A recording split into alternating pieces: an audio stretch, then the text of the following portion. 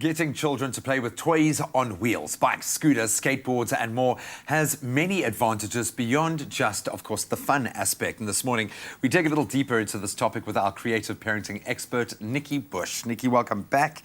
Why is it so important for children to move? What is it about wheels? So with wheels, children are mastering speed and space and distance, and that's really exciting for kids. And balance. Well, we'll get into all of that just now. But why this is so important today is with children more sedentary, sitting in front of TV, sitting with an iPad, a tablet, a phone screen, gaming. And gaming's not all bad, but it's the amount of time they spend sedentary, sitting still. That's the issue. And we need to be balancing that time with big body movements. So we call it gross motor coordination. And when you're sitting still all the time, where are those gross motor movements? We're doing all these fine motor swiping thingies, but where's this?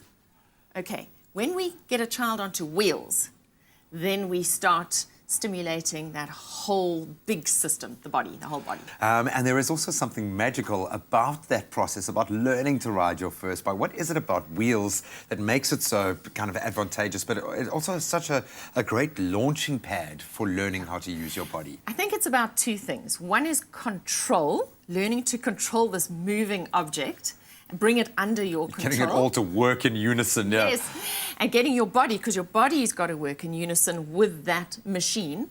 And then also the freedom that it gives children. Suddenly, they have access to more space. Because if you think about putting a child on a bike, a skateboard, rollerblades, they need space. It's very difficult to do that in a townhouse or a flat. They need to get out and about. We need to take them to parks. We need to take them to places where they can explore and have more space. So this is also looking at a long-term development. These are all things that you can continue to do as an adult to add value to your life. But why get this going as a child? Why not wait for them to become a teenager and then start learning to use their body like that? Well, actually, that's a very good question, Graeme, because what happens when you get into puberty is that the brain lets off some chemicals, and those chemicals prune the neurological pathways that have not yet been formed or formed strongly enough. So if you haven't developed good balance and good bilateral integration, which is where we coordinate left and right sides of the body at the same time, if you haven't developed a good body sense by the time you're a teenager, it becomes harder and harder for you to develop that later on. Eye-foot coordination, where do the feet go on the pedals? And to begin with, you watch children looking at their feet, and then eventually they're not looking at their feet anymore. Bilateral integration on a scooter. We talked about the little plastic scooters. Getting both sides of the body moving at the same time. The same with running and crawling and swimming. So with cycling, with scooters, both sides of the body moving at the same time. It also integrates left and right sides of the brain. We've got, when you're turning the steering of a scooter or a bike, you're actually crossing the body's midline. Crossing the integrating left and right sides of the brain. So there are 101 reasons why we need to be encouraging children to play with toys on wheels. Now think back to sitting with your tablet. Are you getting any of that feedback? No, my mind is being blown. My mind is being stimulated. I love that. And it helps you look really cool when you're a teenager to have a skateboard or a bike. It's so vitally important. We're going to continue this discussion with Nikki Bush, our creative parenting expert, a little later in the show.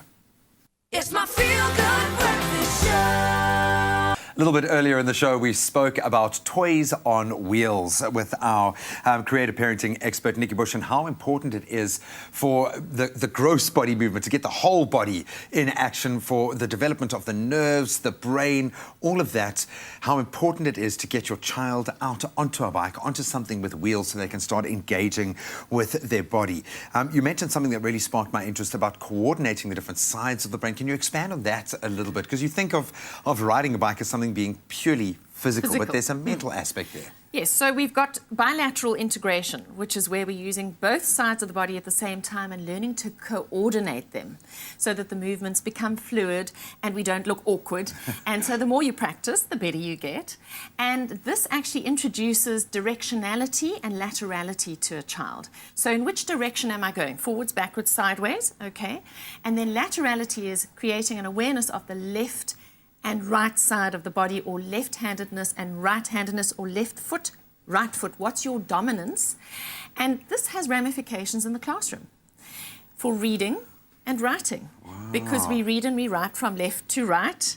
There's all sorts of things when you're doing drawings, top, bottom, left, right, and children need to learn that or they will have learning issues later on.